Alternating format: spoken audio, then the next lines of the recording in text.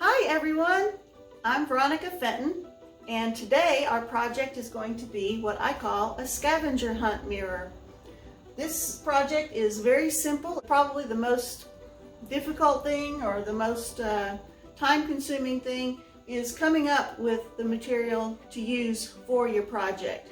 Now, I have multiple containers of these little just miniature found items.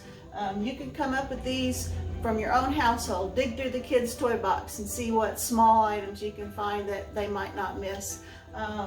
But you can pick up nails and screws and nuts and bolts and different things. But if I bring this up closer to the camera, you're able to see that there's just all kinds of different things on this piece of art.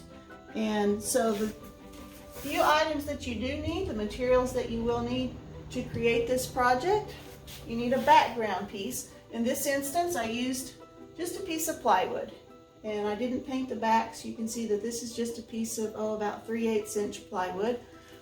If you are going to paint your surface, the background behind your pieces, you will need whatever color paint that you would like for your background, and paintbrushes obviously. You will need your found objects, so depending on the size of your project, you may only need a few, you may need a whole lot of them. Today we're just going to do a little tile project, so we're not going to need a whole lot of different pieces. But if you had a piece this big or bigger, obviously you're going to need a lot more elements to go on there. And then you also need some kind of good strong adhesive. Today we're just going to use a simple craft hot glue, which can work just fine. Usually I use silicone or E6000 or a little bit stronger adhesive, but what I've got right now is hot glue, so that's what we're going to use today. And then I guess the only other thing you would need is a means of hanging it. So depending on the weight of your piece when you're done, that will determine what kind of hanging system that you would need on the back. For this one, I've just got a sawtooth hanger on the back, as you can see, and that holds it just fine on the nail that I've got here.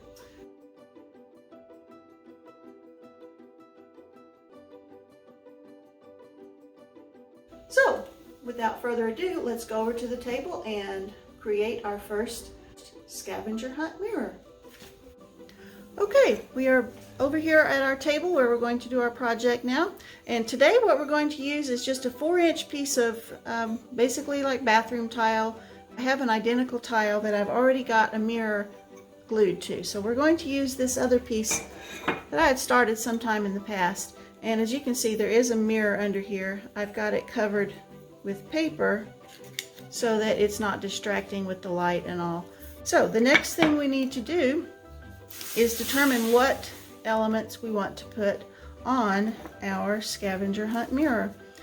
You need to consider the size of the piece that you're doing whenever you go to choose the elements to put on it, because if you see this small piece here, if I chose to put a couple of dominoes on this piece, I don't have very much room left for very many more pieces on here. So on this particular piece, because it's so small, I'm going to choose a lot of smaller pieces so that I can get a lot of interest going on here.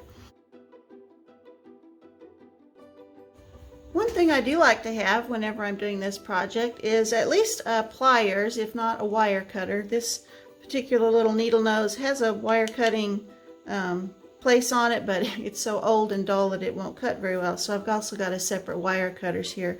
The reason these tools are very handy when you're doing a project like this is because, for instance, if I want to use this love pin, it says love never fails, if you can see that there. But on the back of this pin, it's got one of these little old-fashioned clip things to hold it on your shirt or jacket. And now I wouldn't throw this piece away because I can always put that on one of my projects. But on the back of this pin, there is the little post that that clip goes on, which would be in the way of gluing this on flat if I wanted it flat on there. So I like to have a pliers that I can use just to break things off, cut them off, whatever works. Usually on jewelry kind of things like this, they're not attached really super well, so as you can see, I just kind of bent it back and forth a couple of times and it popped off, and now this piece will lay on there much flatter and look much better. So just something to keep in mind when you're gathering your materials, that pliers and or a wire cutter might come in handy.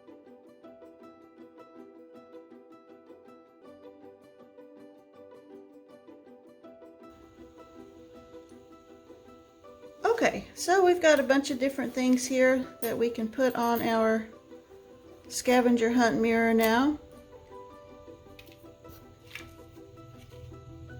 And one other thing I want to show you, let's get that out of the way.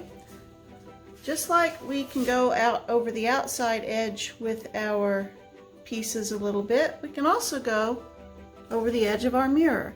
And so you can see here that I've got pieces that extend over the edge of my mirror and just kind of obscure the shape of the mirror itself. So we're going to be doing that as well as we glue our pieces on here. All right, you may have noticed I seem to have just kind of a mess here. I've got pieces laid on my tile, but I've also got pieces around on the table. It's, you know, not really a real coordinated idea right now. As you're choosing the pieces to go on your project, you really want to have an abundance of pieces. You don't want a whole lot of the background showing through, because the more pieces that you have on there, the more interest that there's going to be in your project. So now we're going to get started gluing things on here, and I want to put the bigger pieces on first and then fill in the spaces with the smaller pieces. Now I may go back and forth on that just a little bit, but that's my basic method that I do, is start with the bigger pieces and then move on to the smaller ones.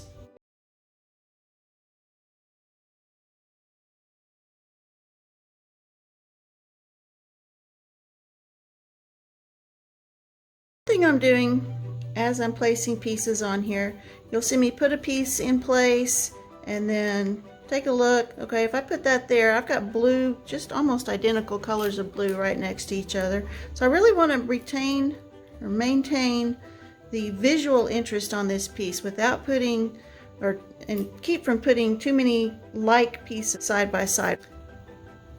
So let's carry on and get this finished.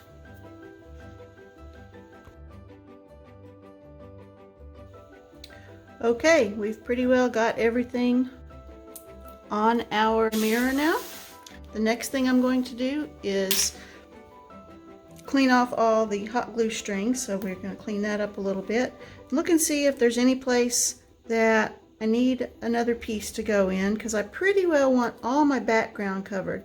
And one thing you'll notice that I did is I put this little piece of chain on here at the very last. Now when I hold this up vertically, that's going to hang down and just be yet another layer on this project. So let me get all the glue cleaned off and then we'll hold it up and see what our finished piece looks like.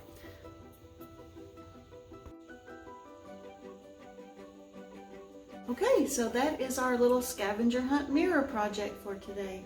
I hope you enjoyed the video, and I truly hope that you might enjoy trying this project for yourself. Take care, see you next time.